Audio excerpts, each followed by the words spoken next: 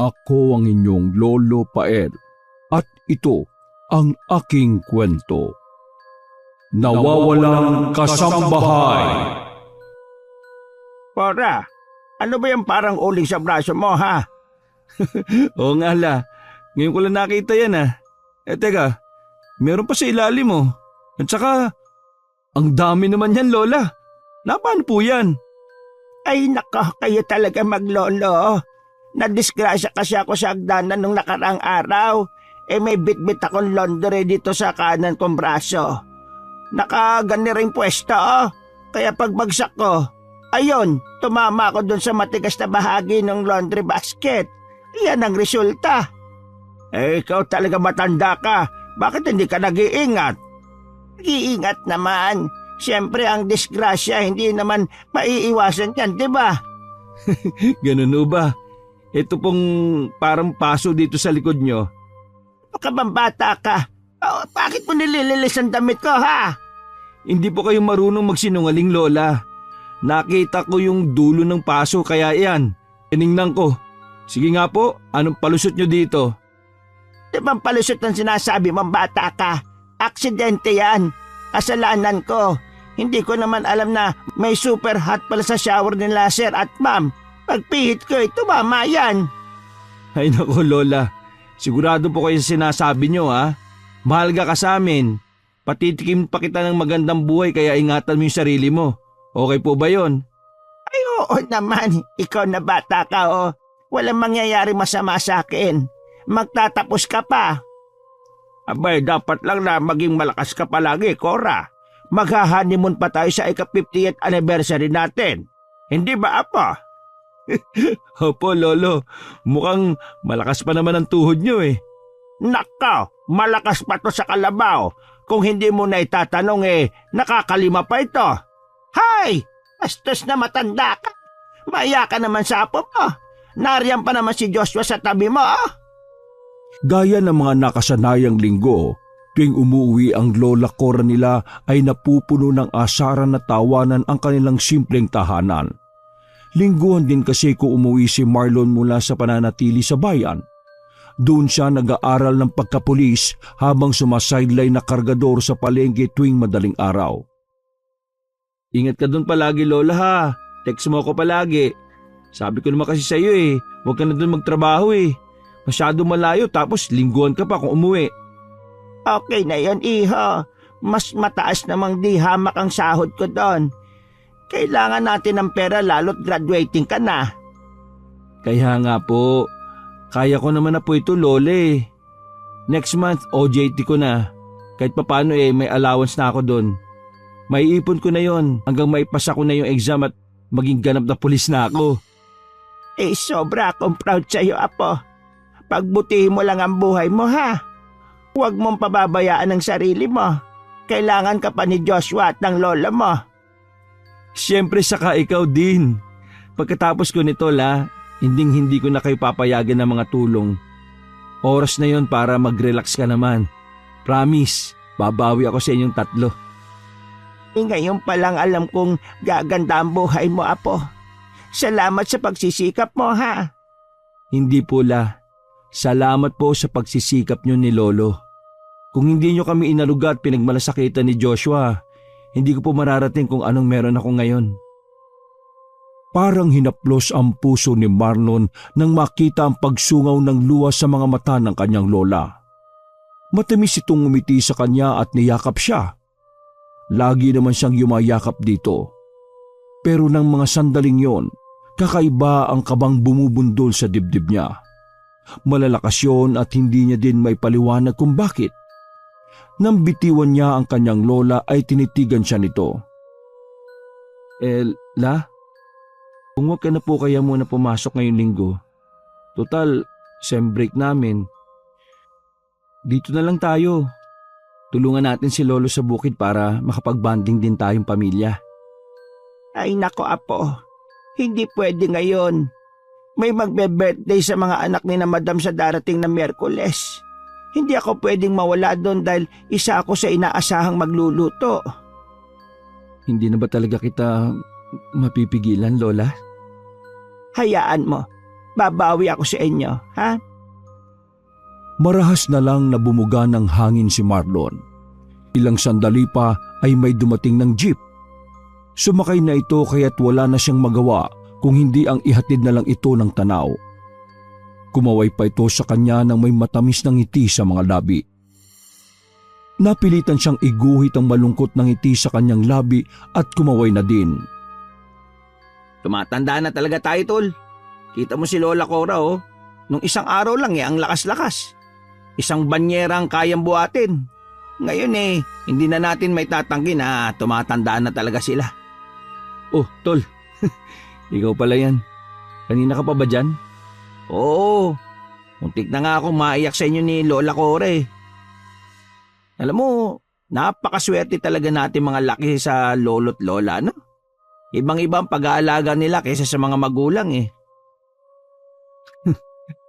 Ayos lang yan, tol. Kung may mga magulang man siguro kami, masasabi kong the best pa din ang lolo't lola ko. Oo naman. Ako na nga nagsasabi sa iyo eh, based on my experience. Ay, oo nga pala, tol. Bakit ka ba nandito? May pupuntahan ka ba? Wala, tol. Kung tama ang dinig ko kanina tama ba na pinipigilan mo si Lola sa pag-alis niya?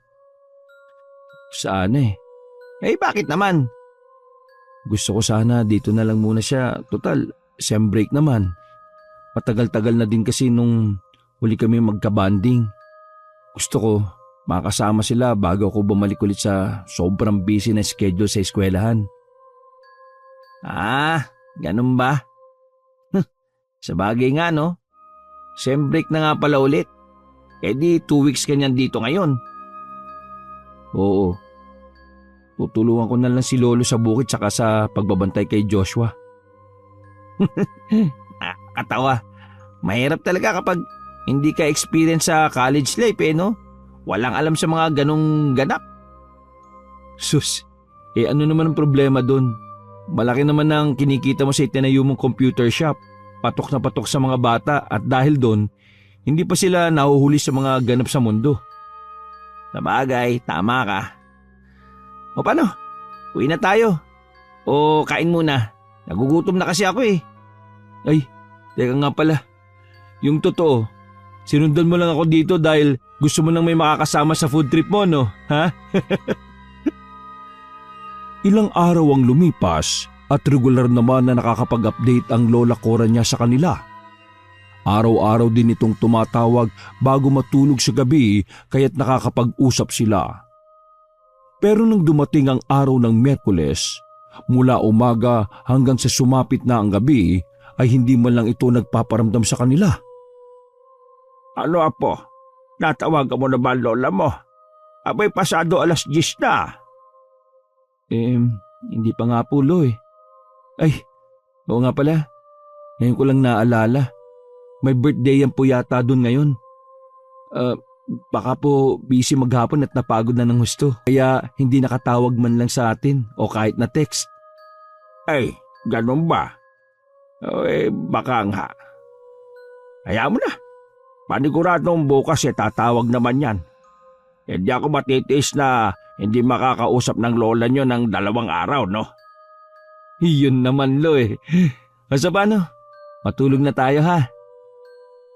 Nang mapilit niya na ang lolo niyang matulog na, ay siya naman ang nagpabiling-biling sa higaan. Hindi niya may paliwanag kung bakit balisa siya. Nag-aalala siya sa bagay na hindi niya naman alam kung ano. Nang hindi talaga dalawin man lang ng antok, ay tumayo na lang siya at napabili ng sigarilyo sa tindahan. 12:00 pa naman yun nagsasara. Bibili na din siya ng kapit asukal para bukas. Grabe naman, ang alinsangan lang kanina. Ngayon naman biglang lumabig ang hangin. Nayakap pa ni Marlon ang sarili habang naglalakad patungo sa tindahan ni Danilo. Nakasando lang kasi siya nang lumabas dahil mainit naman kanina. O Marlon, gabi na. Inihintay mo siguro lola mo ano? Nagkasalubong na ba kayo? Oh, si Lola Cora? Ano pong ibig yung sabihing nakasalubong, Kuya Danilo? Kadadaan lang ng lola mo dito. Naupo nga dyan sandali sa bangko sa labas eh. Kinakausap ko nga kasi napaaga naman kako yata ang uwi niya. Ang kaso, hindi ako sinasagot. Parang hindi niya nga ako naririnig eh. Kuya Danilo, talaga? O wala nang katao-tao sa kalsada eh? Saka hindi ko po makakasalubong si Lola kasi sa Sabado pa po ng gabi ang uwi nun. Hoy, huwag ka nga magbibiro ng ganyan, Marlon. Kitang-kita ko si Aling Cora dyan sa labas kanina. Nagpahinga lang sandali tapos umalis na eh. Baka naman nasa bahay niyo na at nagkasalisi lang kayo. Sige na nga po Kuya Danilo. Titingnan ko na lang baka nasa bahay na nga. Para matapos na ay sumang-ayon na lang siya sa lalaki. Matapos mabili ang kailangan ay dali-dali na siyang naglakad pa uwi. Sa likod ng isip ay umaasa din siya na umuwi na nga ang kanyang lola kahit batid niya na imposibleng mangyari yon. Lola? Lola Cora? Lola, nakauwi na po ba kayo? Pero katahimikan. Wala ni pahiwatig sa hangin na naroon nga ang kanyang lola Cora. Kung anong itsura ng bahay nang iwan niya kanina, ganun pa din yun ang datnan niya. Ay, ano ba itong ginagawa ko? Sinasabi ko na nga ba't namamalikmata lang si Kuya Danilo eh. Nailing pa siya nang bumalik siya sa kanyang kwarto at nahiga. Hindi niya na din inubos ang biniling sigarilyo. Nakailang hititbuga lamang siya ay pinatay niya na yon at itinapon. Awa ng Diyos, matapos niyang makapanigarilyo ay inantok na siya. Pero habang papikit ang mga mata sa nanlalabong paningin ay may natanaw siyang bulto na pumasok sa loob ng kwarto nila ni Joshua. Bulto yun ng kanyang lola Cora. Ha? Lola Cora? Bago tuluyang pumikit ang mga mata, ay nakita niya pang sumulyap ito sa kanya ng may lungkot sa mga mata. Kinabukasan, mabilis na bumangon si Marlon at dali-daling nagtungo sa kwarto ng kanyang lolo at lola. Ang laki pa ng pagkakangiti niya dahil ang akala niya ay naroon na nga ang lola Cora niya. Lolo? Nasaan po si Lola? Ang lola mo? Teka, umuwi ba siya iho? Hindi po ba? Hindi. Wala naman ang lola mo, apo. Anong nangyayari? Wala po, Lo. Baka nananaginip lang ako na umuwi na si Lola. Ikaw talaga, oh. Namimiss mo lang siguro ang lola mo. Kaya nga po, Lo eh. O sige po, labas po muna ako. Ititimpla ko kayo ng kape at bibili ako ng pandesal. Mabuti pa nga, apo, nang maaga akong makapamukid. Habang naglalakad papunta sa tindahan ay hindi pa rin lubos maisip ni Marlon kung panaginip nga lang ba ang naaninag niyang bulto ng lola niya. Makailang beses niyang pinilig ang ulo para kasi sa kanya ay totoo yon. Naramdaman niya ang presensya nito sa loob ng kwarto nila maging ang malungkot na tingin nito sa kanya. Tiningnan niya ang hawak na cellphone at chinek ang messages doon. Pero nanatiling walang paramdam ang lola niya. Bakit kaya wala ka pa rin text, Lola? Nakaka-nervous yung ganito ha. Nag-aalala na ako sa'yo. Sa bagay, 5:00 pa lang naman. Baka napagod lang ng gusto kahapon at mamaya lang tatawag ka na. Oh, Marlon! Kumusta lola mo? Pabili ako ng 30 pesos na pandesal, Kuya Danilo. Si Lola Cora? Hindi talaga siya umuwi eh. Wala siya sa bahay. Ha? Imposible. Eto pandesal mo. Hindi ko alam kung ano yung nakita ko kagabi. Pero sana naman walang nangyaring masama sa lola mo, ano? Ano po bang sinasabi mo, Kuya Danilo? Bakit naman may mangyayari masama sa lola ko?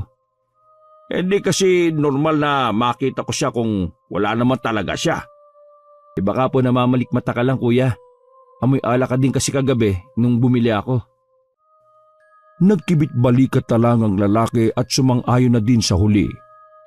Pagka-uwi sa bahay ay agad niyang inasikaso ang nakababatang kapatid at almusal ng kanyang lolo. Hindi niya namalayang 8:00 na ng umaga at wala pa ding text man lang ang lola niya. Pero nang 12:00 na ng tanghali ay nakatanggap na siya ng text mula dito. Ano daw ang sabi ng lola mo?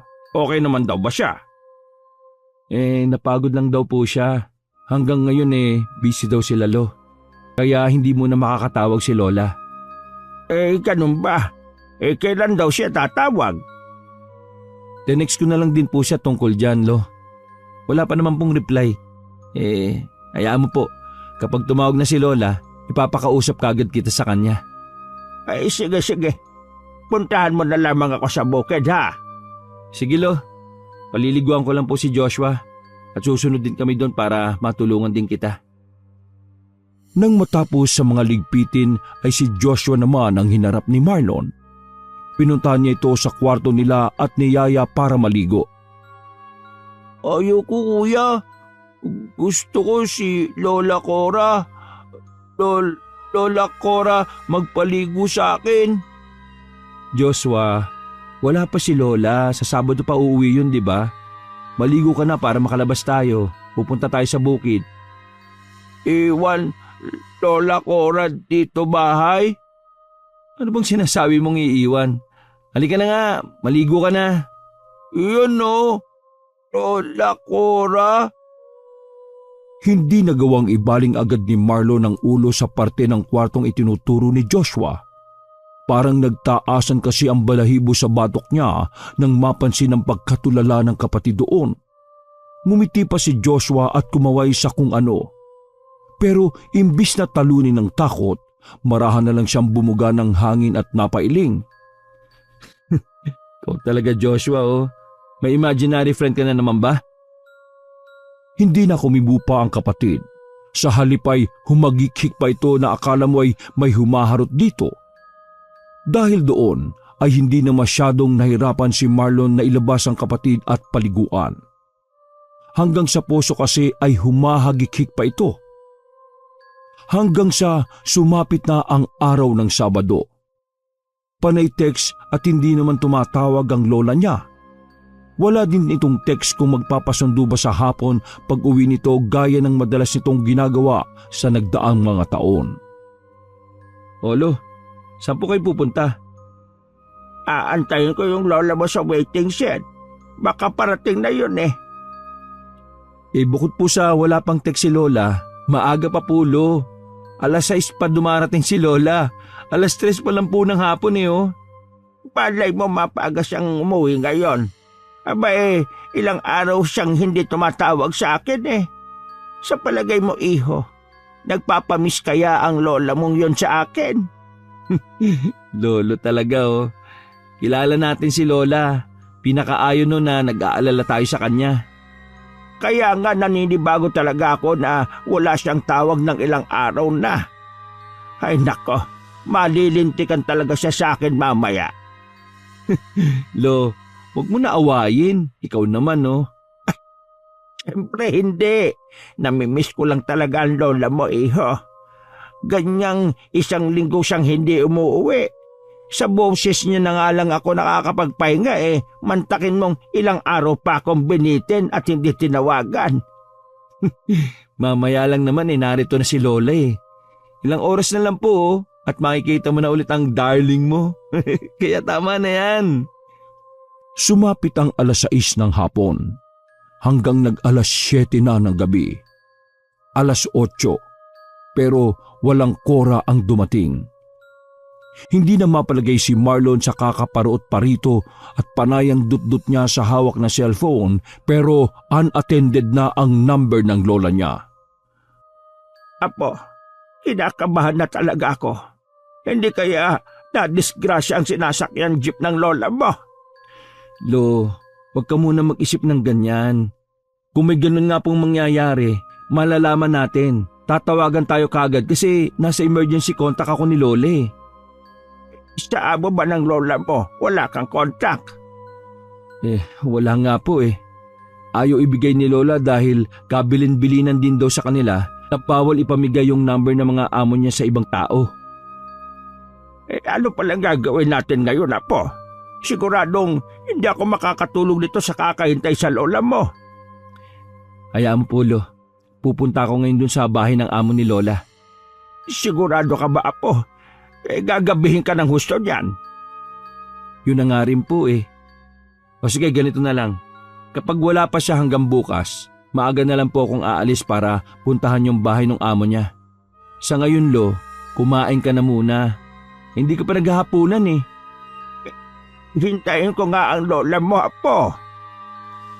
O sige, kayo. Bahala po kayo. Alam niyong mas magagalit yun lalo kapag nalaman niya na hindi pa kayo kumakain ng ganitong oras, ha? Walang nagawa ang lolo niya nang yakagin niya na ito papasok sa bahay at idiretso sa lamesa. Inasikaso niya ang pagkain nito at sinamahan lang ito doon.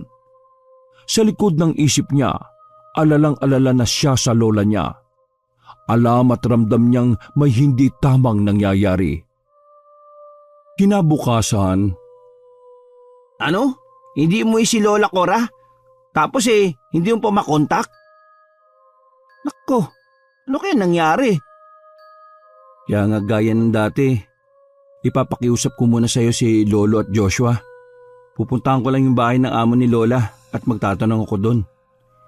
Yun lang ba? Oo naman, pre. Huwag kang mag-alala, babantayan ko sila. Ngayon ka na ba aalis? Oo, sana eh. O siya, sige na. Mag-iingat ka, ha. Isama mo na si Lola Cora pa uwi, ha. kahit nasa biyahe na ay hindi pa din siya sumusuko sa pagtawag sa numero ng kanyang lola. Umaasa na isang beses ay magriring yon at sasagutin ni Lola Cora niya. Puyat siya at wala pang tulog. Hindi siya makatulog dahil sa labis na pag-aalala. Kada may tutunog sa labas ng bahay nila ay napapatayo siya para tingnan kung ang lola niya na ba yun.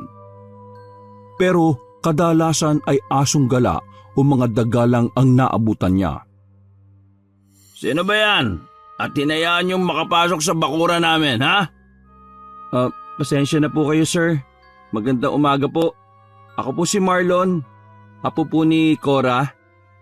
Itatanong ko lang sana kung... Ay, kinako. Kahapon pa umuwi lola mo. Umalis ka na dito. Chupi! Pero hindi pa po siya nakakauwi sa amin eh. Hindi ko naman po matawagan ng number niya dahil Hindi ko na problema kung saan naglagalag yung lola mong gala. Basta't lumabas na lang ng bakurang ito, ha? Wala na kaming pakialam. Hindi ba maintindihan yon, ha? Sige na. Umalis ka na at naabala mo na ako. Imbis matutulog na yung tao eh. Lihim na lang na naikuyom ni Marlon ang mga kamao. Nang tingnan niya yung katulong na nagbukas sa kanya ng gate kanina, ay hindi to makatingin ng diretso sa kanya. Kakaibang kaba ang nararamdaman niya ng mga sandaling yun. Body sa body language ng babae, may inililihim ito at kinatatakutan. Sige po. Aalis na ako. Salamat po sa oras nyo. Habang naglalakad palabas, ay iniisip na ni Marlon kung paano ang gagawin niyang strategy para malaman kung ano ang talagang nangyari sa lola niya. Miss, salamat ah. Kung hindi mo mamasamain, may cellphone number ka ba? Tumango naman ang babae. Hindi pa man siya nakakapagsalita, ay sinabi na niya sa kanya ang number. Halos 3 numerong inulit lang naman ang number nito, kaya't nasa ulo niya yun hindi pa man nailalagay sa cellphone niya. Salamat miss ha. Ite-text kita mamaya. Pero nagsabi ito na wala daw siyang load at sobrang istrikto daw ng boss nila sa paggamit ng cellphone. Huwag ka mag-alala, paloload lang kita. Maghihintay ako kung kailan mo pwedeng mahawakan ng cellphone mo. Alanganing ngumiti ang babae sa kanya. Nang malakas na sumigaw ang lalaki sa loob ay dali-dali na nitong isinara ang pintuan. Tiimbagang na umalis si Marlon sa harapan ng mataas na gate. Sa halip na umuwi na ay dumiretso siya kaagad sa barangay para mag-request na matingnan ang CCTV na nasa tapat ng bahay ng amo ng lola niya. Ano? Ano pong ibig niyo sabihin? Malinaw na hindi pa lumalabas ang lola ko sa bahay na yon? Nasa loob pa po siya pero ang sabi ng amo niya sa akin umuwi na daw. Pero mariin siyang tinanggihang tulungan ng mga pulisya. Humanap muna daw siya ng mga matitibay na ebidensya na magpapatunay na nasa loob nga niya ang lola niya. Hindi daw sila basta pwede pumasok sa loob ng bahay ng isang piloto gayong wala silang hawak na search warrant. Alam niya naman yon dahil criminology ang inaaral niya. Sadyang nadadala na siya ng emosyon at ng damdamin niya kaya siguro ganun na lang siya kung magdesisyon at matuliro. Ano ka ba naman, Marlon? Relax. Hindi ganitong training na itinuturo sa'yo. Kailangan mo maging kalmado para makapag-isip ka ng tama. Okay. Nagpasya siyang umuwi muna. Ngayon na sigurado siyang hindi pa lumalabas ang lola niya, kailangan niyang alamin kung bakit hindi ito pinapauwi. At ang matindi pa, ay nagsisinungaling sa kanya kanina yung lalaking lasing na nasa malaking bahay. Pre, kumusta? Anong balita? Komplikado. Tinatago nila sa amin si Lola, pre. Ha? Tinatago? Bakit naman nila yung gagawin? Hindi ko nga rin alam eh. Sabi ng amo niya, wala na daw doon. Kagabi pa daw umuwi. Wala naman dito. Kaya nagpasya akong mag-request na tingnan yung CCTV sa barangay. Tapos, hindi naman lumalabas kahit minsan yung lola ko. Hindi kumibo si Pedro pero nanatili itong tulala at parang may iniisip. Tila naging balisa din ito. Gayunpaman, ay mas focus si Marlon sa sarili niyang damdamin kaya hindi niya pinansin ang kakaibang reaksyon ng kaibigan. Bakit nila tinatago si Lola sa amin? Mga siraulo yun. Hindi ako papayag na gawin nila yung kay Lola. Anong plano mo niyan? Mag-iisip pa ako, pre. Babawiin ko si Lola sa kanila. Ganyang hindi ako magagawang tulungan ng pulis maliban sa pagpa-file ng missing person. Ako na ang bahalang gumawa ng paraan. Pero paano kung mabigo ka? Kung wala naman talaga sa bahay ng amo niya, pre? Tol, pati ba naman ikaw? Hindi nga lumabas si Lola doon since nung Lunes na pumasok siya? Naniniwala ako. Ibig kong sabihin, bahala ka na nga muna. Basta pag kailangan mo ng tulong ko, sabihan mo lang ako O sige pre. Salamat sa pagbabantay kina Lolo at Joshua. Anytime, tol. O sige na, una na ako Check ko pa yung shop Gabi na noon nang unti-unti nang tinatalo si Marlon ng matinding antok at pagod nang maulinigan niya ang kapatid na nooy nasa kabilang kama na parang may kinakausap. Wawa ka naman, Lola. Dami mo sugat Sino away sa'yo? Bad yun? Bad? Lika. Ikaw gamot Joshua, Lola. Nang tingnan niya ang kapatid, ay nakita niya na parang may hinahaplos ito sa hangin habang nakahiga. Kinilabutan siya. Ilang taon na kasi simula nang mawala ang mga imaginary friend ni Joshua. 17 taong gulang na ito na mga panahong yon. Kaya imposibleng may kalaro lang ito na gawa ng imahinasyon nito. Saka kahit may kalaro naman ito noon ay hindi nito sinusubukang hawakan ng mga yon. Joshua, bakit hindi ka pa matulog? Gabing-gabi na Pagod na si kuya. Gusto ko nang matulog. Okay lang ba na tulog na tayo Oo, kuya. Shh. Sabi kuya, huwag ka ingay Tulog na din ako, Lola. Lika, dito tabi tayo Yakap mo ko. Huwag na kay Lolo, akin na lang. Parang gusto na lang ni Marlon na mga panahong yon ang maglaho sa kinahihigaan niya. Para kasing nakita niyang lumubog yung bakanting space ng higaan na nasa likurang bahagi ng kapatid niya. Pagkatapos ay masaya pang tila nagsiksik doon si Joshua wala namang kahit sino doon.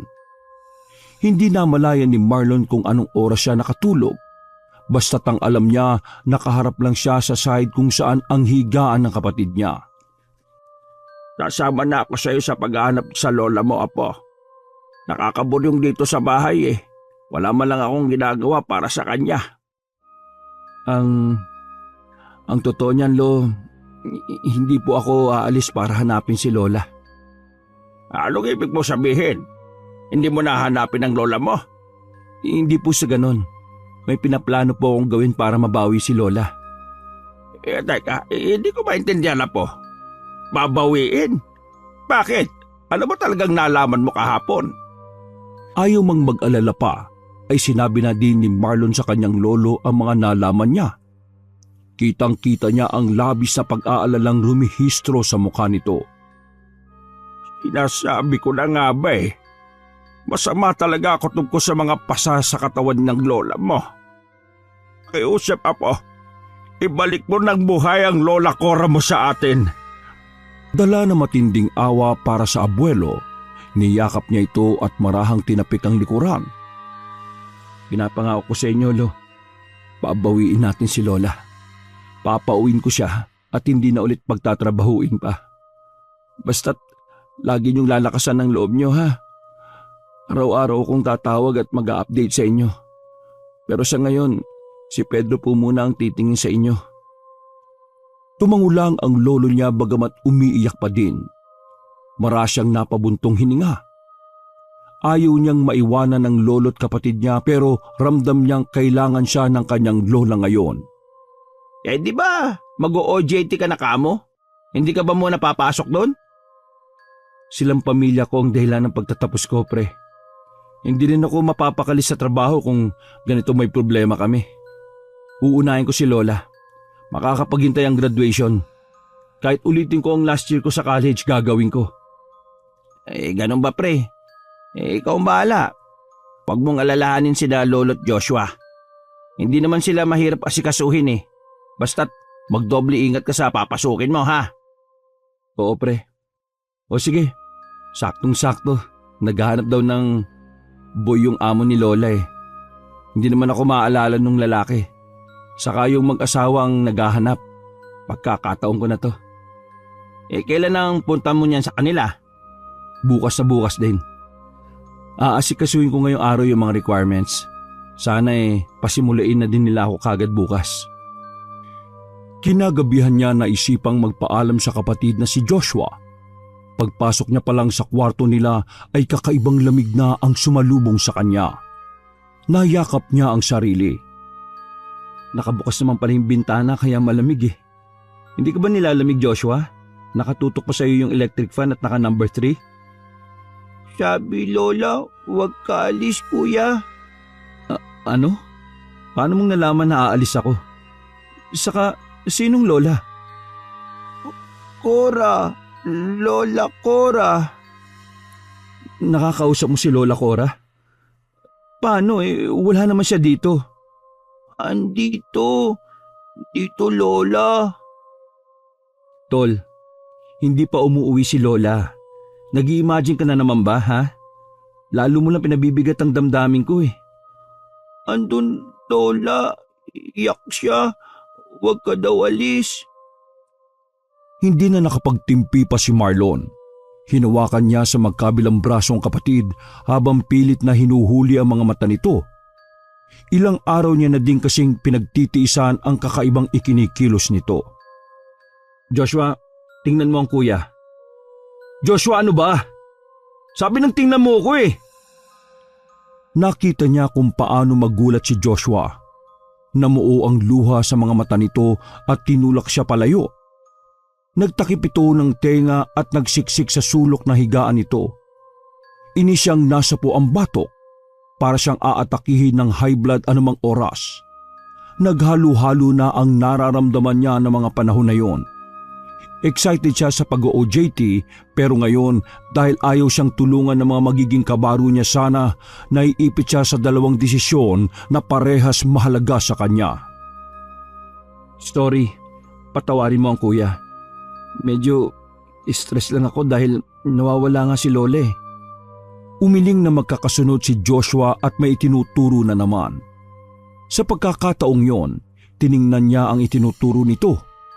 Sa gilid yun ng bintana. Wala naman siyang makita doon kaya ibinalik niya na lang ulit ang tuon sa kapatid.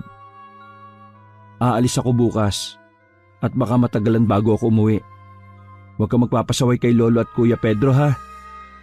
Ayaw Lola, alis ka kuya. Iyak siya. Pahinga na tayo. Sorry kung nasigawan kita. Tumango si Joshua at kusa na ding nahiga. Naiinis siya sa sarili. Ni minsan ay hindi sila nagawang pagtaasan ng boses ng lolo't lola niya. Pero heto siya ngayon, nagpapatalo sa init ng ulo. O pre, napatawag ka. Kabing-gabi na. May problema ba? Nai-stress na ako pre. Kanina ko lang nasigawan tong si Joshua eh. Oh, bakit mo ginawa yun? Kumusta naman siya? Okay naman na. Humingi na ako ng sorry sa kanya. Alam mong buo na ang desisyon ko pre, di ba? Pero tuksing si Joshua eh. Kung ano-ano sinasabi. Ilang araw na siyang ganito. Hindi ko mag-gets pre. Ano pang ibig mo sabihin? Sinasabi niya na nasa bahay daw si Lola. Umiiyak at ayaw akong paalisin. Paano nangyari yun? Iniisip ko baka lumalala na yung lagay niya eh. Baka dahil to sa matagal na hindi pag-uwi ni Lola. Maging si Lolo, tahimik na din. Pre, naiintindihan kita. Hindi madali ang pinagdaraanan ng pamilya mo ngayon. Pero yung tungkol kay Joshua, hindi yun dahil sa kalagayan niya. Totoo sinasabi niya sa'yo. Ha? Anong ibig mong sabihin? Totoo ang sinasabi niya sa'yo. Nasa bahay niyo talaga si Lola Cora. Pre naman, pati ba naman ikaw? Pasensya na pre ah. Wala naman akong balak na sabihin sa'yo to eh. Hindi ko kasi ma-distinguish kung ang lola mo nga ba ang presensyang nararamdaman ko sa bahay niyo. Hindi ko naman nakalain na nakikita pala ng kapatid mo ang presensyang yon. Ayoko sana makadagdag pa sa isipin mo yung tungkol sa bagay na to pre. Hindi ko alam kung makakatulong na maalaman nung may ligaw na kaluluwa sa bahay niyo at binabantayan niya ang lolo't kapatid mo. Sandaling nagloading si Marlon. Napaisip at pilit niya inuunawa ang mga sinabi ng kaibigan. Saka palang nag-sink in sa utak niya ang pinakamabigat na katotohanan sa likod noon. Hindi. Pre, sana naman. Sinasabi mo bang patay na ang lola ko? Imposible yun. Buhay pa siya. Buhay pa siya, pre. Saka, paano mong nasabi na si lola yun? Teka, may third eye ka ba? Totoo ba yung mga ganong kakayahan? Hindi kita pipilitin maniwala. Ayoko ding alisin ang pag-asa mo na buhay pa si Lola Cora. Maging ako, gabi-gabi kong dasal yan. Pero naniniwala din ako sa kakayahan ko. Ewan ko ha. Hindi ko din alam pre. Kung totoo man na nawala na nga si Lola, paano ko tatanggapin yun? Anong nangyari sa kanya? Yan ang hindi ko masasagot sa ngayon pre. Ang alam ko lang, mabigat ang presensya ng kaluluwang yun. May mabigat siyang daladala. Pinaghalong lungkot at galit. Hindi ko alam kung dahil ba sa pagmamahal niya sa pamilya niyo, kaya hindi niya magawang umalis. O dahil sa katotohanang wala pang sagot kung bakit siya namatay. Lalong nanikip ang dibdib ni Marlon sa narinig. Parang mauubos ang hangin sa baga niya sa labis na sakit na nararamdaman. Tuluyang bumagsak ang kanina niya pa tinitimping luha. Ayaw niyang paniwalaan pero paano niya may papaliwanag yung mga iilang pagkakataon na may weirdo din siyang naranasan sa bahay nila. Tulungan niyo ako makausap siya pre. Kung totoong si Lola yun. Tulungan niyo akong resolbahin ang nangyaring ito sa kanya. Susubukan ko ang makakaya ko pre. Pero kung ako sa'yo, nariyan si Joshua. Malaki din ang may tutulong niya sa'yo. Lalo pa nga't nakikita niya si Lola. Hindi na kumibo pa si Marlon. Matapos magpaalam sa kaibigan ay siya na din ang nagpatay ng tawag. Hindi muna siya pumasok sa kwarto nila ng kapatid niya. Hindi niya pa rin tanggap na baka nga wala na ang kanyang lola. Ang kawalan ng ideya kung bakit yun sinapit ng kanyang abuela ang talaga namang nagpapabigat sa dibdib niya. Lola, naririto po ba kayo? Ikaw nga ba yung nararamdaman kong presensya na inakala kong imahinasyon ko lang? Anong nangyari sa'yo, Lola? Anong gagawin ko ngayon? Sa lamesa sa sala na siya napayukyok at tuluyang nakatulog. Bakas pa sa mukha ni Marlon ang matinding pag-iyak kinabukasan nang magising siya. Apo, umiyak ka ba, ha? Ho? Naku, hindi po, Lo. Baka nakagat po ng insekto. Ano ka mo? Insekto? Abay, kakaibang insekto yan, apo. 2 mata mo ang pinamaga. Kaya nga po eh. Pero okay na din po yan para pantay. Magsishades na lang po ako. Ay, oo nga pala. Ngayon ka mo aalis, hindi ba? Opo, Lo. Bakit po? Pasensya ka na sa akin, iho, ha? Pakiramdam ko wala akong lakas para magtrabaho. Huwag niyo na pong isipin yon. Ako na po ang bahala sa lahat. Kung gusto niyo po magpahinga muna kayo. Lumito lang po muna kayo sa bahay. Maraming salamat, apo, ha? Mag-iingat ka sa pupuntahan mo. Maghihintay ako sa inyo ng lola mo. Tanging mapait ng ngiti lang ang itinuon ni Marlon sa kanyang lolo Joaquin. Matapos magagahan ay saktong dumating din ang kaibigan niyang si Pedro. Nagkakaunawan silang nagpalitan ng tingin. Nang pumasok na sa loob ng kwarto niya si Lolo Joaquin, ay sabay nilang pinuntahan si Joshua at kinausap. Joshua, nasan si Lola Cora? Wala, labas siya eh. Ay, ganun ba?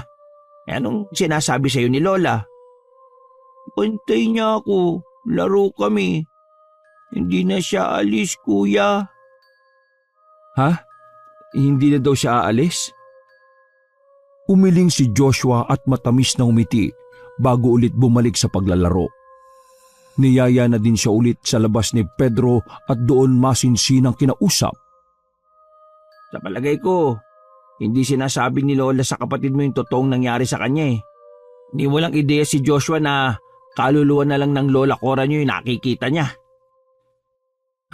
Kailangan kong ituloy yung plano ko para malaman ko kung ano yung totoong nangyari kay Lola. Tama ka. Maging ako, wala akong kakayahang kausapin siya eh. Kung magbibigay man siya sa akin ng clue, ipapaalam ko na lang kaagad sa'yo. Sige pre, maraming salamat sa lahat ng tulong mo. Aalis na din ako maya-maya. Nagte-text ba sa'yo yung katulong kamo dun sa bahay ng amo ni Lola Cora? Oo, pero limitado at gabing-gabi na. Kaya minsan hindi ko din nasasagot eh. Ayaw niya ding magsalita tungkol sa kung ano nangyari kay Lola. Yung mga message niya sa akin, safe eh. Kahit mabasa ng amo niya. Pakiramdam ko, hindi lang basta-basta mga tao mga yun eh. Hindi natin sila mapipilit na magsalita. Baka mamaya tinatakot din talaga sila. Kaya nga kailangan ko magsakripisyo ng ganito. Hindi ako papayag na hindi mabibigyan ng hustisya kung ano man ang nangyari kay Lola. Kahit gaano pa kataas ang pader na yan, babanggain ko yan. Itaga mo yan sa bato, pre. Naniniwala naman ako sa kakayaan mo, pre. Hindi ka naman magiging isang pulis kung hindi ka matapang. Basta't, huwag kang papadaig sa takot, ha? Nang araw ding yon ay nagtungo siya sa bahay ng amo ng kanyang Lola Cora. Nagpakilala siya sa mag-asawa bilang aplikante sa bahay na yon. Naging maayos ang pagsagot niya sa mga katanungan ng mga ito. Napansin niya ding tila aligaga ang mag-asawa at desperado talagang makahanap ng magiging boy sa bahay na yon. Siya ba ang bago kong laruan? Bagong boy natin, Dad. Lihim na nagngit-ngit ang loob ni Marlon nang makita ang kakaibang ngisi sa labi ni Alex. Totoo ngang hindi na siya nito maalala. Noon niya lang din nalaman na ito din pala ang ipagmamaneho niya ng sasakyan. Nalaman niya sa mag-asawa na lagi kasi itong lasing kaya kailangan talaga ng driver. Don't worry, Dad. Akong bahala sa kanya. Ano bang pangalan mo, ha? Marlon ho, sir. Marlon, marunong ka bang mag-drive ng sports car? O mas maiging itanong kung nakahawa ka na ba ng ganon? Hindi pa po, sir. Maswerte ka. Makakapag-drive ka na nun ngayon. Makakapagdala ka pa ng babae kung gugustuhin mo. Don't worry. Pwede mong gawin yon. Hindi siya kumibo. Naiirita siya sa pagsasalita nito, lalo na nang akbayan pa siya at igiya sa parking. Doon ay ipinakita ni Alex sa kanya ang koleksyon nito ng mamahaling kotse at ilang motor. Tunay ngang nakakamangha ang mga yon para sa iba. Pero ni katiting na excitement ay walang naramdaman si Marlon. Mas lamang sa kanya ang kagustuhang paaminin ng lalaki kung nasaan ito dinala ang lola niya at ano ang ginawa nito. Oo nga pala. May cellphone ka ba? Meron no, sir. Akin na. Ano? Maigpit ako sa paggamit ng cellphone eh. Alam mo na, for privacy purposes. Pero hindi ho ba't privacy ko din ito? Kakaiba din ang tapang mo ah. Gusto ko yan. Lumalaban.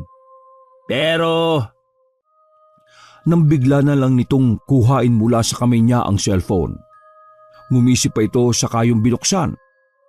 Pero dahil picture lang ng dahon ang nasa wallpaper niya, may passcode din naman ito kaya wala itong makitang kung ano doon. ako masusunod ah. Ngayon, kung ayaw mo, malaki ang pintuan. Pwede ka nang umalis ngayon pa lang. Tuwing anong oras ko pwedeng mahawakan ng cellphone ko, sir? Bakit? May pamilya ka bang dapat tawagan? Meron no eh. Kung ganon, pwede mong gamitin yung cellphone dito sa bahay. Meron kaming pinoprovide na cellphone para sa lahat yon. Ano ho? Pwede naman kung ayaw mo. Hindi nga lang kita tatanggapin bilang driver ko. Ayoko kasi ng laruang matigas ang ulo at ayaw sumusunod sa utos ko. Ho? Laruan? Laruan ang tingin mo sa akin, sir? Oo, lahat naman ng katulong dito eh, laruan ko eh. Bakit? May angal ka ba doon? Oh, wala po. Okay, good. So paano? Start ka na today. Magpahinga ka muna at mamaya ipag-drive mo ko sa paborito kong puntahan. Nang mapag-isa na sa sarili niyang silid, ay doon palang inilabas ni Marlon ang itinatago niyang keypad na cellphone. Tama nga ang akala nila ni Pedro. Hindi lang pala tinitingnan ni Alex ang mga cellphone ng kasambahay doon. Hawak niya pala ang mga yon. Siniguro niyang nakasilent ang gamit na cellphone at iniisip niya din kung saan yon itatago para hindi makita ni Alex kahit pa magkasama sila. Hoy, bumaba ka dyan! Sumama ko sa loob! Anong ginagawa natin dito sa liblib na lugar na to, sir? Basta! Bilisan mo at ilabas mo yung nasa compartment. Kinakabahan man ay mabilis pa rin siyang sumunod dito. Kung sakali man na may gawin itong hindi maganda sa kanya, ay nakahanda siya. Kahit papaano ay natutunan niya naman ang mga simpleng self-defense para protektahan ang sarili niya. Nang buksan niya ang compartment ay doon palang umalingasaw ang kakaibang amoy. Amoy yun ng nabubulok na laman. Hindi na kailangang hulaan pa ni Marlon kung anong klase ang nakabalot doon. Katawan yun ng isang tao. Anong gagawin ko dito? Nakikita mo ba yung pala sa dulo? Gamitin mo yung panghukay ng lilibingan yan. Ilang beses na palunok si Marlon. Hindi niya inaasahan na magiging ganito kabrutal ang amo ng kanyang lola. Ngayon niya napagtanto na hindi nga malabong pinatay din nito ang lola niya at lalong hindi malabo na lola niya din ang nakabalot na katawang yon. Hindi niya alam kung paano magre-react. Nanginig ang kamay niya sa labis na pangamba at takot. Pangamba dahil kung pagbabasihan ng batas, sa oras na mahuli si Alex, posible siyang madamay bilang kasabwat nito kahit pa sabihing napilitan lang siyang gawin yon. Takot naman dahil sa magiging epekto sa kanya sa oras na makita niya si Lola Cora nga ang bangkay na yon. Pasensya na sir, pero hindi ko talaga kayang gawin to. Dapat ba i-mentor muna kita kung paano magbaon ng bangkay, ha Marlon? Kahit i-mentor mo ko, hindi ko makakasanayan na maglibing ng bangkay. Sino bang bangkay na yan? Isang matandang suwail at pakialamera. Pinakayoko nang sinusubong ako sa mga magulang ko eh. Pinuputulan ko talaga ng dila. Isang matinis na tunog ang bigla na lang umugong sa tenga ni Marlon nang marinig ang sinabi nito. Pakiramdam niya, lahat ng dugo sa katawan niya ay umakyat na sa ulo niya. Napasulyap siya sa bangkay na nakabalot sa puting kumot at halos nagkakatas na sa kulay itim na likido.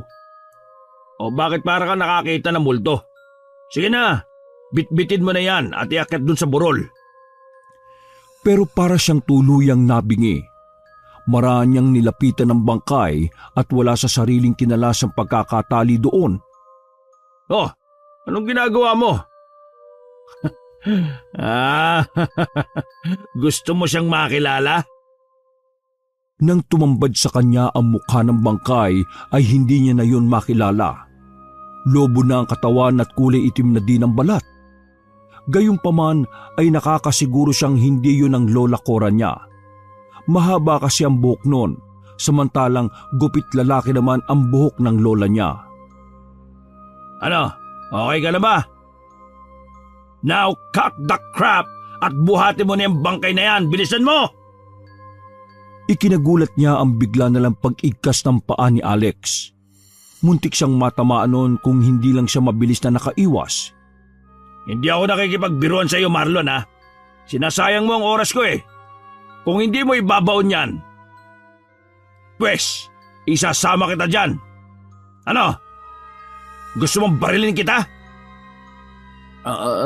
Sir, ibaba niyo po yan. Ayaw mong sumunod sa akin, ha? Gugustuhin mo bang maging libingan mo na rin ang lugar na ito?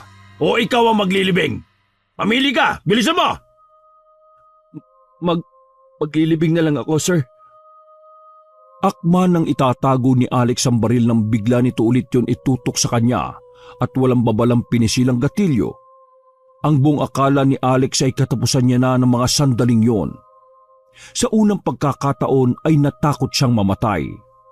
Pero isang malakas na halakak mula kay Alex ang sunod na pumailan lang sa kabuuan ng lugar na yon.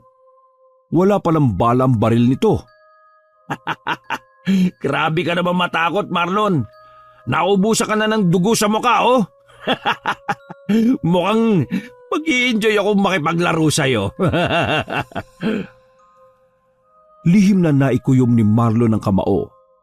Kung maagaw niya lang mula dito ang baril, siguradong sigurado siya na babalahan niya yon at ipuputok dito hanggang sa maubos ang bala nun. Oh, wow! What's with that look, ha? Ano, papatay mo ako? Pinapatay mo na ba ako sa isip mo? That's it! Like that! Nababaliw ka na. Ano? Baliw? Tama ka. Pero hindi pa ako ganito mabaliw, Marlon. Dahil kapag namabaliw ako, ito, lalagyan ko to ng magasin. Lalagyan ko to ng bala. Ngayon, inuubos ko ang bala nito sa isang tao. Mula ulo hanggang paa. At alam mo ba ang nakaka-excite? Isang bala kada isang araw hanggang sa magmakaawa siyang patayin ko na.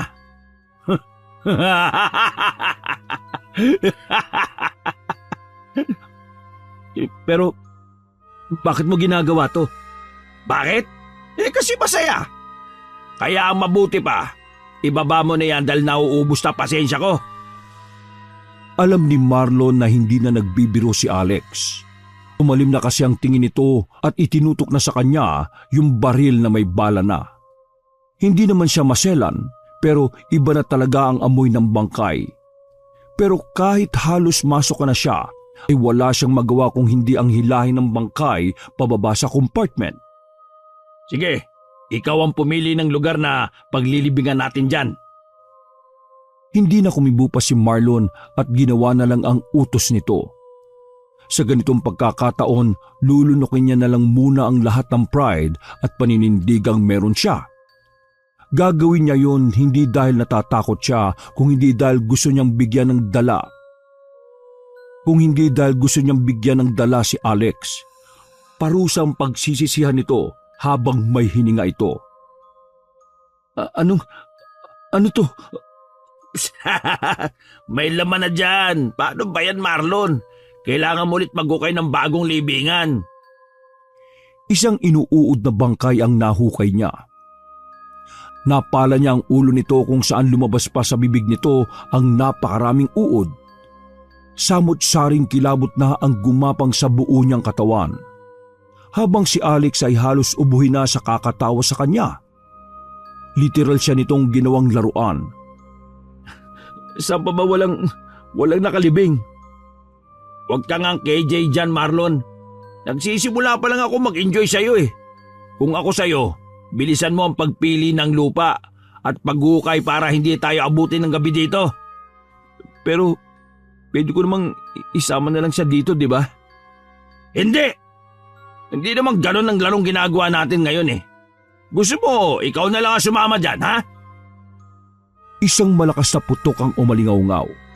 Halos mapalod sa lupa si Marlon dahil sa gulat. Ramdam na ramdam niyang dumaan ang bala noon sa gilid ng ulo niya. Hindi na masasayang yung susunod kong putok, Marlon. Ayoko na matigas ang ulo.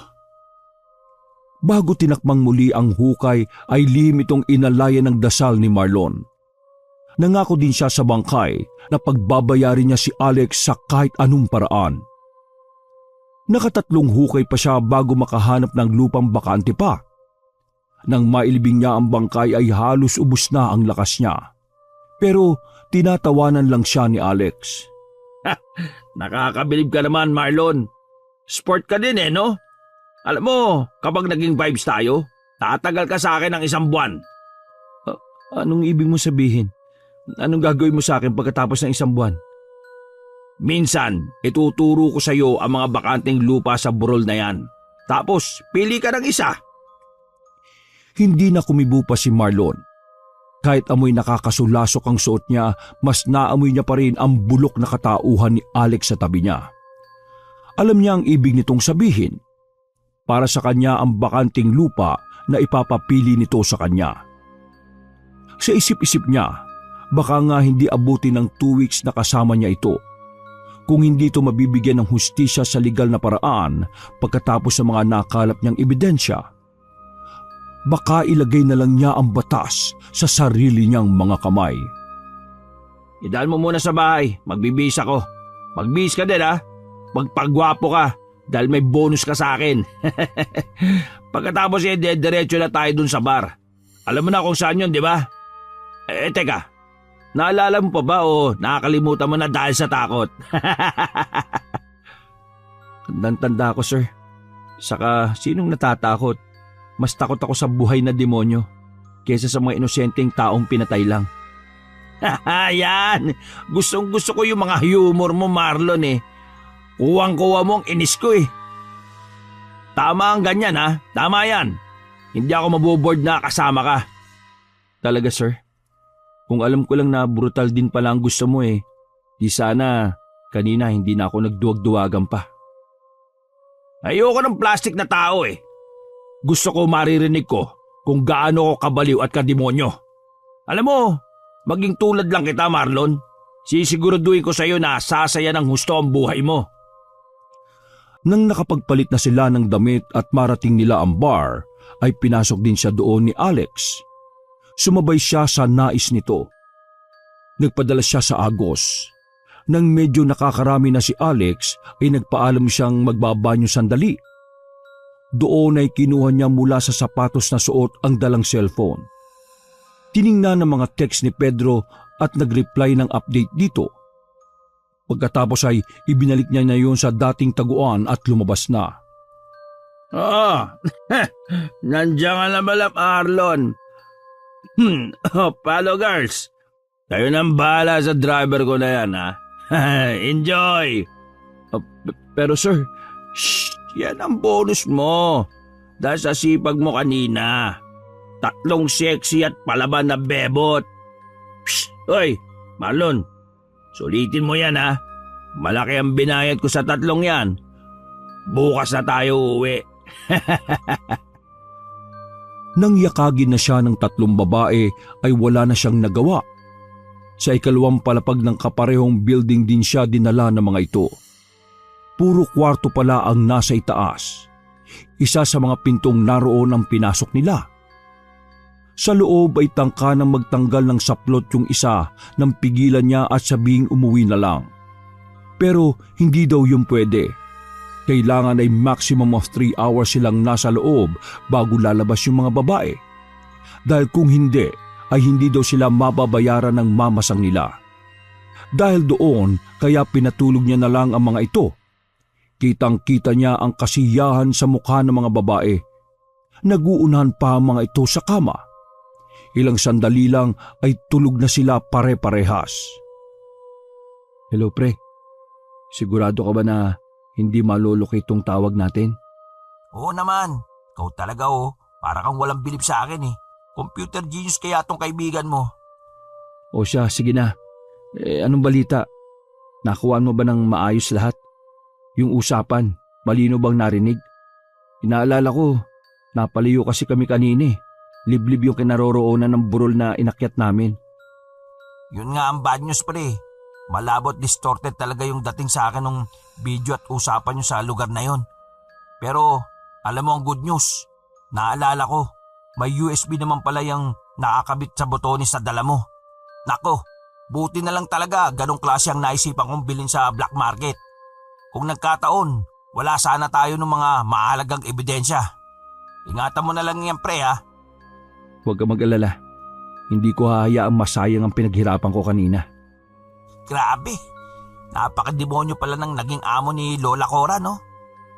Pero alam mo pre, may iba pang paraan para ma-corner natin yung Alex na yan eh.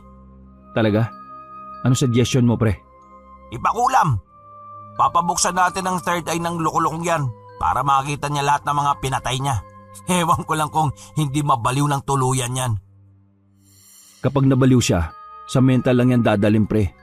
Gagamutin siya doon at tatratuhin ng maayos. Baka VIP pa nga eh.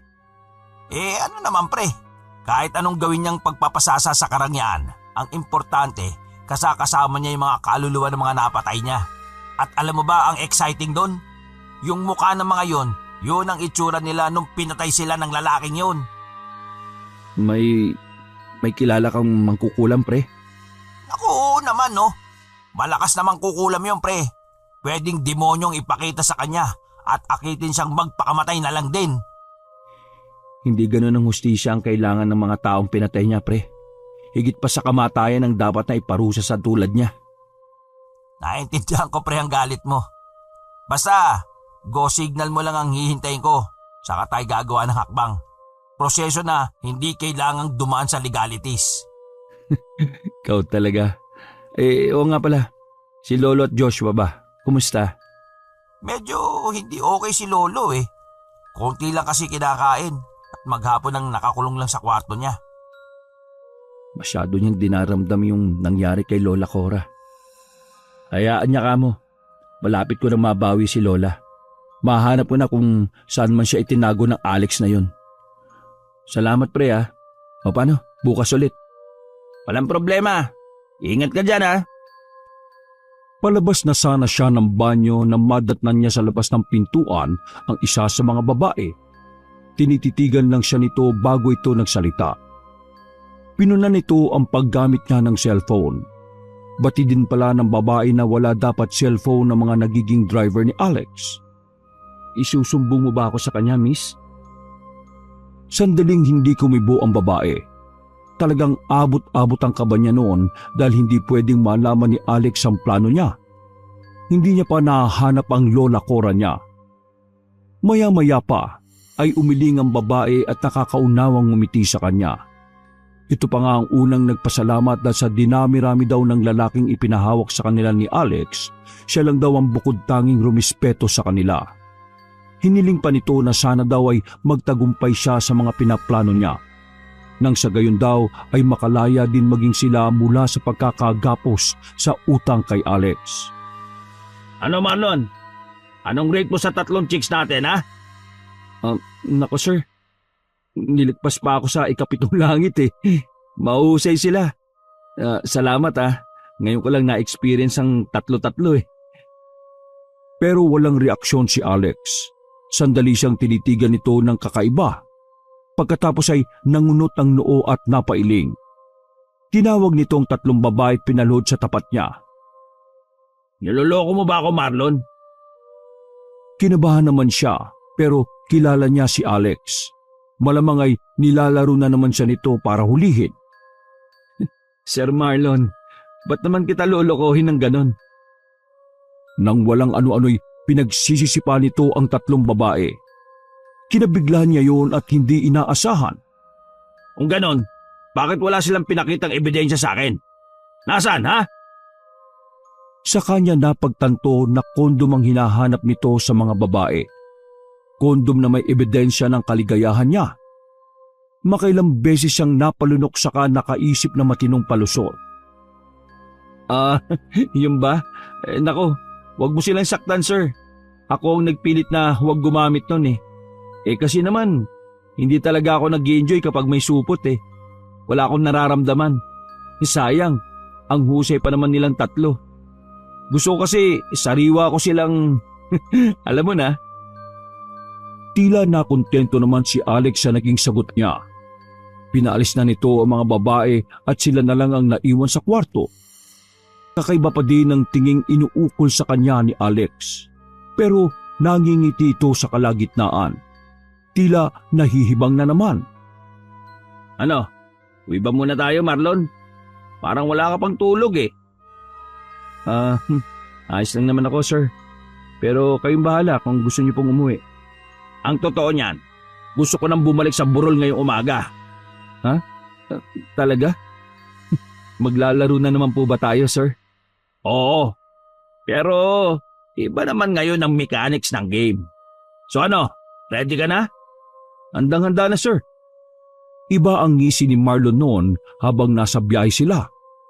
Tahimik din ito at maya-maya kung umiling at tumawa. Nang marating nila ang paanan ng burol, ay niyaya na siya nitong umakyat doon. Hindi siya kumikibo. Sa isip niya ay alam niya na siya na ang papatay nito ngayong araw. Nakakapanginayang. Ang akala ko pa naman kahit 1 buwan tatagal ka sa akin, Marlon. Bakit, sir? May nagawa ba akong hindi mo nagustuhan? Teka muna. Pag-iisipan ko pa kung sasakay ako sa laro mo, Alam mo kasi, Marlon, Isang malakas na suntok sa sikmura ang ibinigay nito sa kanya. Halos pangapusan siya doon ng hininga. Tuluyang napalod sa lupa si Marlon habang maigpit na hawak ang tiyan na naninikip sa sobrang sakit. sa ating dalawa, ako lang dapat ang nagpapaikot ng tao at naglalaro. Pero kahapon, pinaniwala mo kung totoo ka ha? Nakakatawa, hindi ba? Masyado ako naging kampante sa'yo. Ang akala mo yata ikaw na ang karma na makakapigil sa akin, ano? Isang sipa naman ang naramdaman niyang tumama sa ulo niya.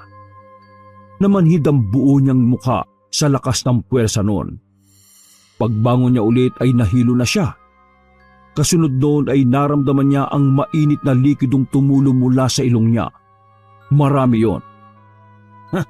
Sayang ka. Wala ka malang napala sa pagsama mo sa akin. Ni bayad, wala ka pang natatanggap Paano ba yan? Mula sa bulsa nito ay inilabas nito ang isang cellphone. Mula doon ay pinanood nito sa kanya ang video na kuha sa CR ng kwarto na tinutuluyan niya ng nagdaang gabi. Nasa bandang itaas yun. Marahil ay sa mismong ilaw nakakabit. Kitang-kita doon ang pagtawag niya sa kaibigang si Pedro. Hanggang sa pakikipag-usap niya dito ay rinig na rinig din.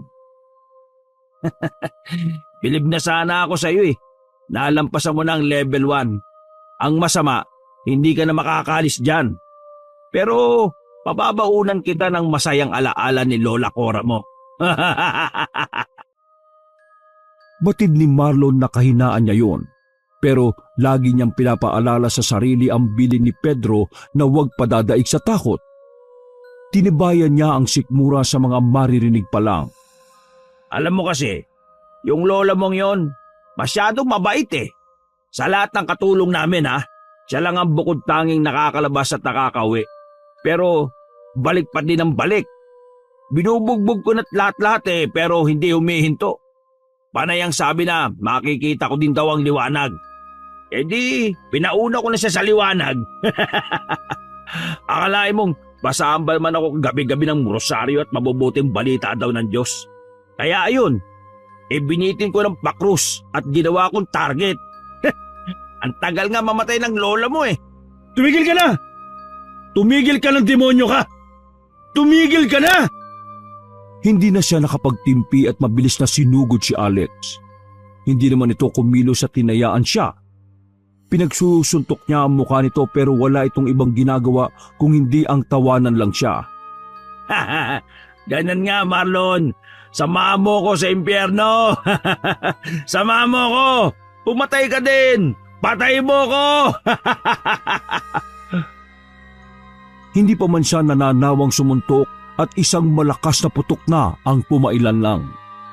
Naramdaman ni Marlon ang biglang pamimigat ng katawan niya. Pagtayo niya mula sa pagkakakubabaw kay Alex ay dumudugo na ang tiyan niya. Hawak ni Alex ang baril nito habang malawak pa din ang pagkakangisi sa kanya. Nang siya na ang mapaupo ay lumapit pa ito sa kanya at kumaway sa bandang dibdib niya. Ay, alam kong nanonood ka dyan, kaibigan.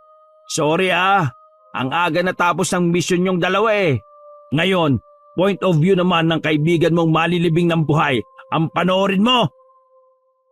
Saka nito dinaklot ang butonis na nasa suot niyang polo at ikinabit yun sa sarili. Tinutukan siya nito ng baril sa noo pero sa pagkakataong yun, siya naman ang ngumisi ng nakakaloko. Any last words para sa abnormal mong kapatid at inutil na lolo? Hindi pa nagtatagal sa noo niya ang baril nang bigla na lang yung tumalsik sa malayo. Nakita niya kung paanong nabutas ang kamay ni Alex na may hawak doon sa baril. Kasunod doon ay nagsilabasan na ang napakaraming pulis na nagtatago lang sa paligid ng burol. Pre, ayos ka lang ba? Itatakbo na kita sa ospital. Hindi, dito lang ako pre. Gusto kong makita kung paano pusasan ang halimaw na yan. Sige, bungkalin niyo ang mga lupa dito. Makikita niyo kung gaano karaming nakalibing dito. At lahat yun ay kagagawa ng hayop na yan. Bitiwan niyo nga ako! Hindi niyo ba kilala kung sino ako Tatay ko lang naman na nagsusupply ng droga na pinapibenta niyo sa mga pinalalaya niyong adik. Dahil sa amin, kaya kumikita kayo at yumayaman. Tapos na ang kasamaan mo, Alex. Dumating na ang karmang magpapatigil sa'yo. Hindi! Wala makakapigil sa akin, Marlon. Huwag ka muna magdiwang. Bukas lang ay pakakawalan na nila ako. Takot lang na mga yan na mawala ng supply ng droga. Nang tuluyang dalhin ng mobil si Alex ay saka palang nakahinga ng maluwag sina Marlon at Pedro. Naiwan ang iba pang NBI sa lugar kasama ang soko at iba pang hanay ng mga kapulisan. Agad namang isinugod sa pinakamalapit na ospital si Marlon. Sa ambulansya pa lang ay nalapatan na siya ng paunang lunas. Mabuti na lang at wala daw natama ang major organ sa katawan mo. Ilang araw lang makaka-recover ka na at makakauwi. Sila Lolo at Joshua, alam ba nila? Hindi ko na sinabi pre. Ayoko makadagdag pa sa isipin nila. Salamat naman kung ganun. Ay, oo nga pala. Si Lola, nakita ba siya sa burol? Hindi pre, wala ang bangkay niya doon. Hanggang ngayon, pinapahanap pa din si Lola Cora.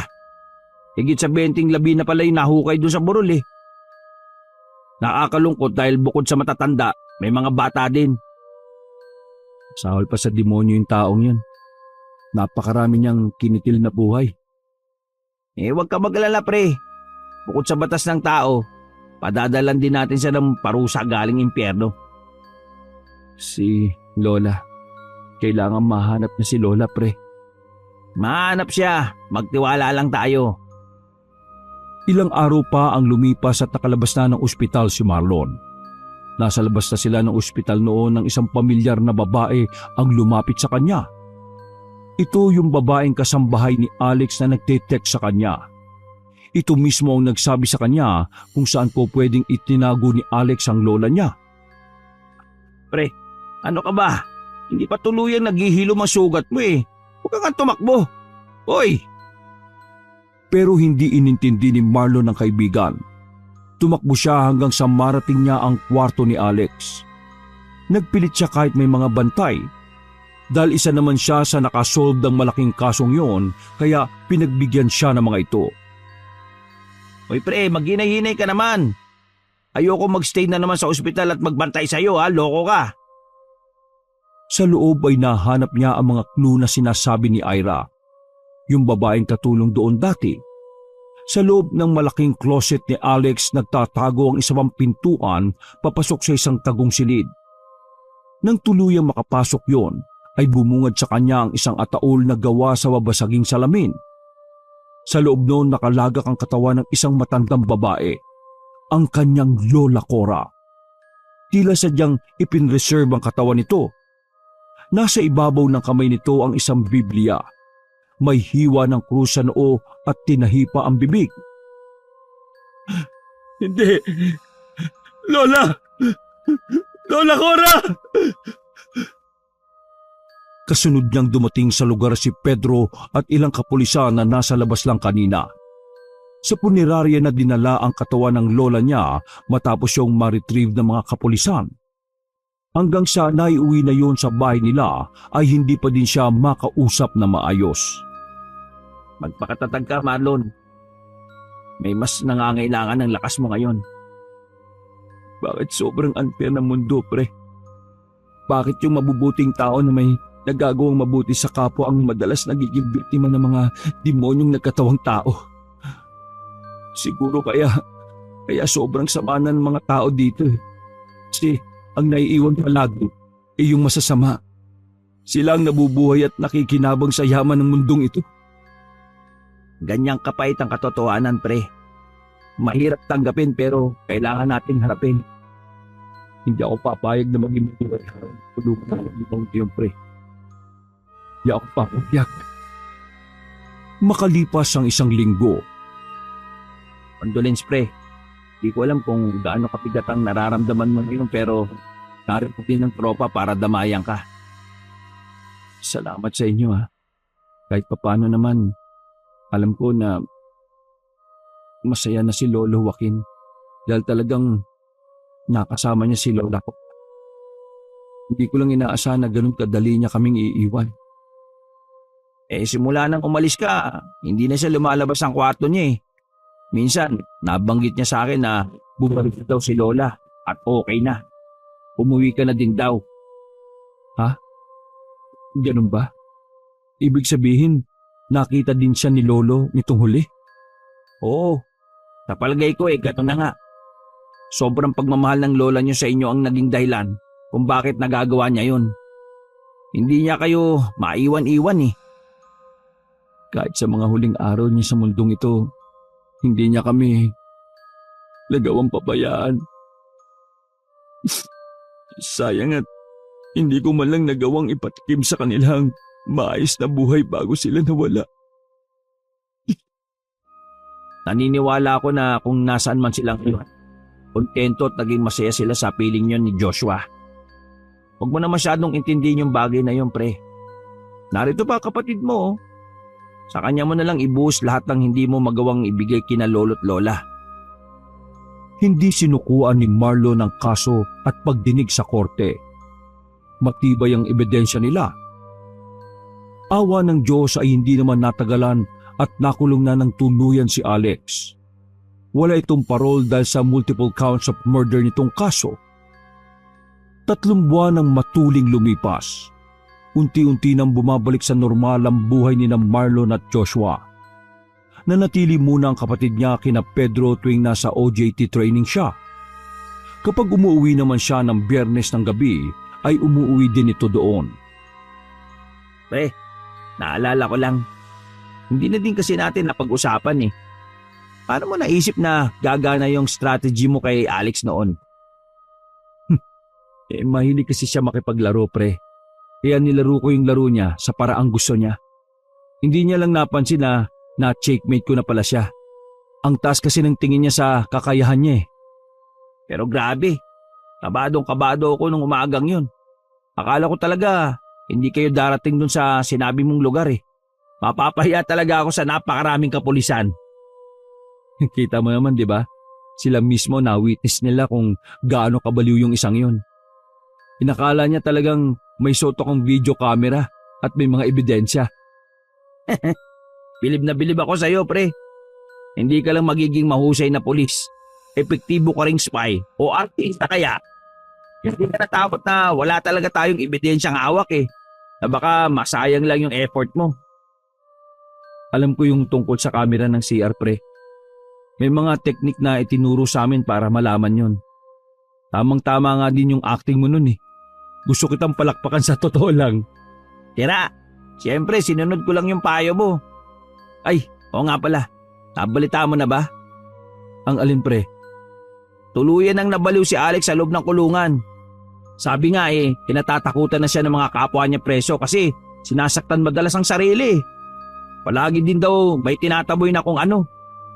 Isang araw, may bagong pasok na serial killer doon.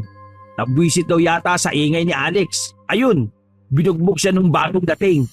Ang matindi, nung wala nang malay, nagawa pa daw hatakin yung dila ni Alex palabas sa bibig. Nakakadiri nga eh. Lihim na nangiti si Marlon sa narinig. Sa likod ng isip niya, masaya siya at tuluyan na ring makakapag-move on. Kahit papaano ay namangha siya. Hindi niya naman akalaing tumatalab at totoo pala talaga ang kulam. Wakas!